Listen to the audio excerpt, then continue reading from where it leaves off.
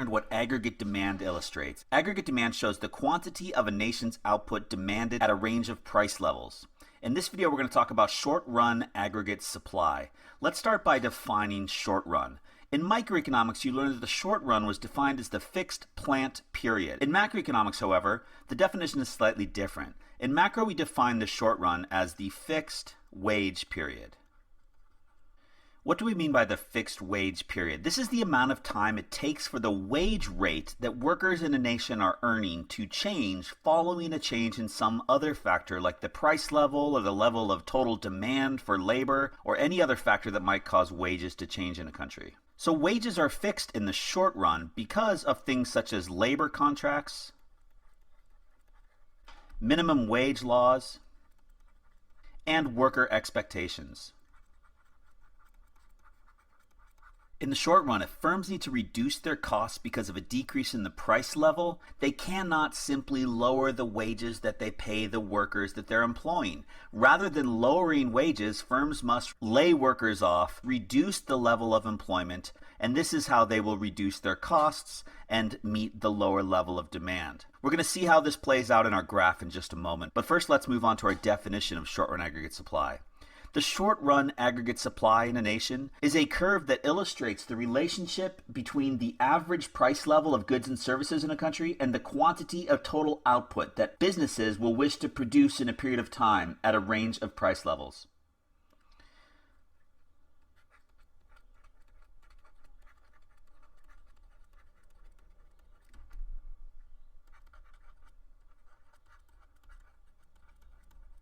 The important part here is that the short-run aggregate supply shows the relationship between the price level in a country and the quantity of output supplied in the short run. In other words, in the fixed wage period.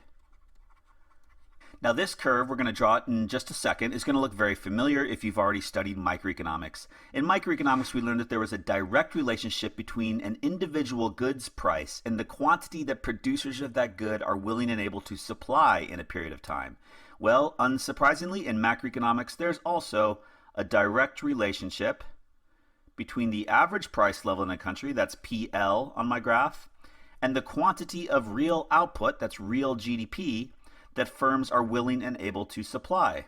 So our SRAS curve looks a lot like a supply curve in microeconomics. Here we have the direct relationship. As the price level rises in a country, we're going to see that the amount of output that firms are willing and able to supply, indicated by the Y stands for national income, the quantity of output supplied will increase. There is a direct relationship between the average price level of goods and services and the quantity of goods and services produced by a nation's firms. It's basically the law of supply from microeconomics translated to the macro level. So as prices rise, the price level increases, the quantity of output produced increases.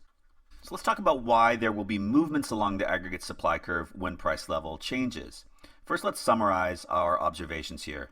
When price level increases, we're going to say when price level increases, this leads to an increase in national output. That's an increase in Y.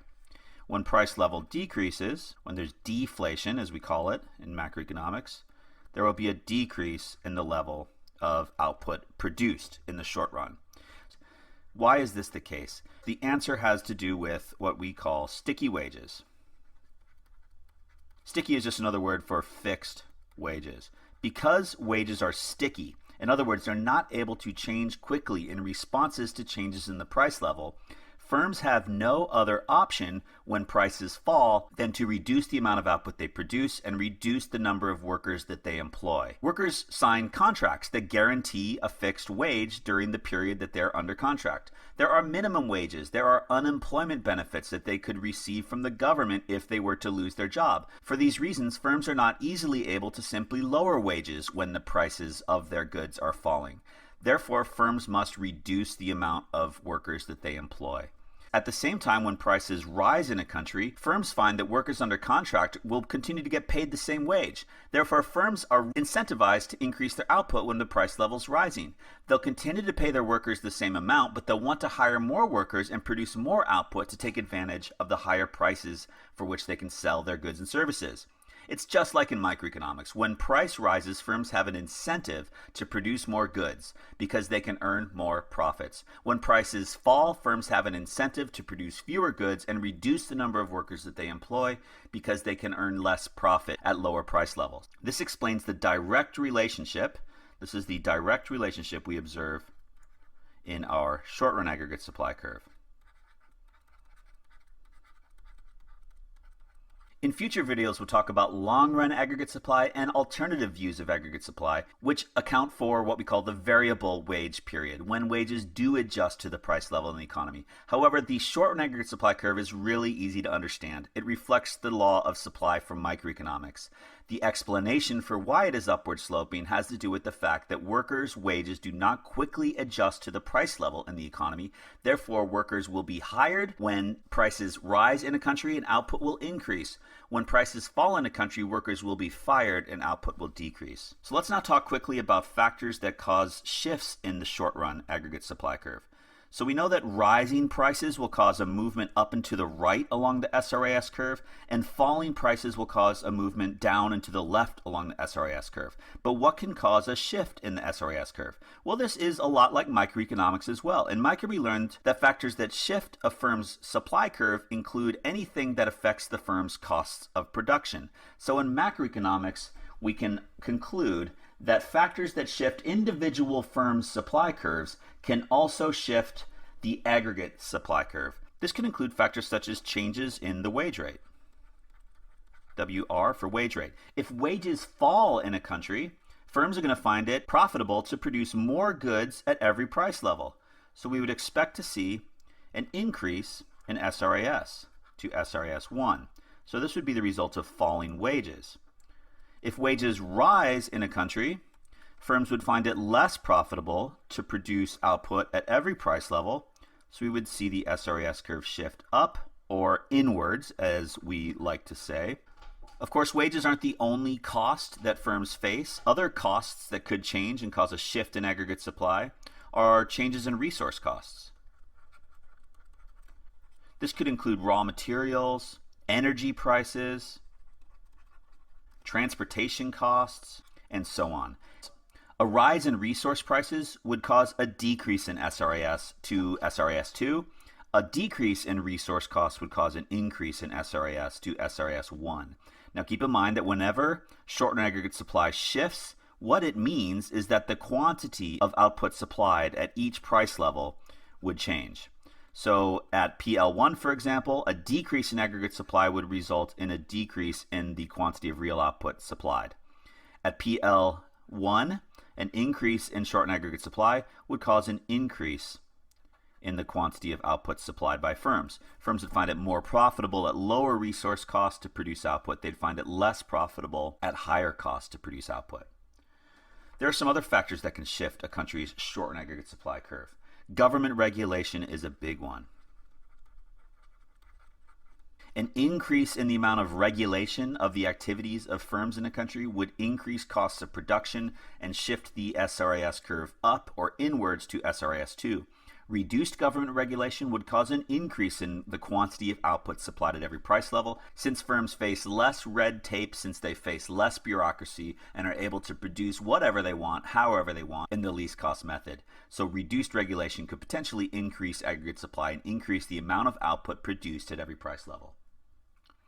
Another factor involving government is the level of business taxes. Of course, a reduction in business taxes would cause an increase in short-run aggregate supply.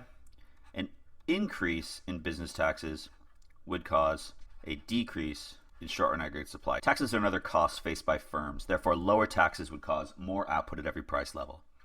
A final determinant that could shift the short-run aggregate supply curve is the level of exchange rates in a country. Now, because you're still studying macro, you might not have learned what exchange rates are yet. This is simple. It's basically the price of a country's currency in terms of another currency. So if exchange rates rise, if exchange rates increase, this means that imported resources get cheaper. Cheaper resources, let's say oil imported from another country, could cause short run aggregate supply to increase. The reverse happens if exchange rates fall. If exchange rates fall, if the country's currency gets weaker compared to other currencies, imported resources will get more expensive and short run aggregate supply would decrease. Now, if a country only uses domestically produced resources, then of course the exchange rate has no effect on aggregate supply. However, in a global economy, countries depend on resources and raw materials and technology produced all over the world. Therefore, the value of the country's currency could potentially have a significant effect on the level of aggregate supply in the country. All right, in this video, we defined the short run as the fixed wage period. It's the period of time over which the wages that workers get paid is fixed because of labor contracts, because of government interventions such as minimum wages and unemployment benefits. The short run aggregate supply is the level of output produced by a country's firms in the short run. It shows a direct relationship between the average price level of goods and services and the quantity of output supplied. Finally, we talked about the factors that can shift a country's short run aggregate supply curve, causing the level of output to either increase or decrease at every price level. This includes changes in the wage rate, changes in resource costs, the level of government regulation, the level of business taxation, and the exchange rate in the country, particularly in countries that import a lot of raw materials.